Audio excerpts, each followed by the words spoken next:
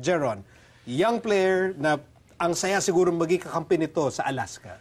Well, for me, sa lahat ng collegiate players right now, and yun, very exciting, tsaka di ko kasi ito naabutan eh. Naglalaro ko sa UAP si Juan Gomez, Juan GDL.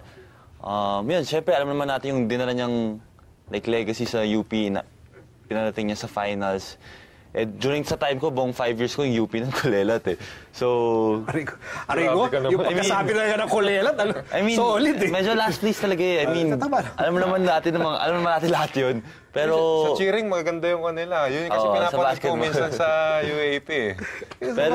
Pero yung nagawa niya talaga to bring UP to the finals, laking bagay talaga. And yun, very promising talaga siya.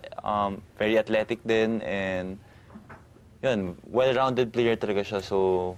He still has a couple of more years sa UAP, pero may mga nagsasabi na sa akin na ngayon pa lang, pang PBA na siya. Do you agree?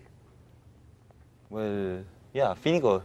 Yeah. Kasi... Ako, for me, yung talent. Very talented talaga eh. Pwede na sa PBA, pero yung experience lang. The question is the experience. Paano maglaro?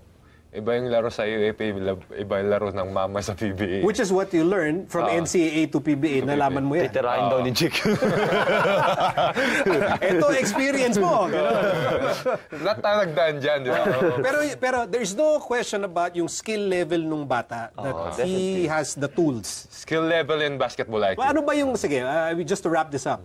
Ano yung skills ni Juan GDL that makes you excited na sana balang araw you can be teammates with him? Well, yung impact lang niya kasi sa loob ng court eh. I mean, di ba, this season kasi pinasasabay-bayin ko yun eh. Nag-start siya off the bench. Tapos, pagkapasok lang niya, grabe yung impact niya right away. And yun, parang hindi lang sa scoring eh. Pati yung mga kasama niya, napapagaling din niya eh. So, he's a legit point guard talaga who can score and pass.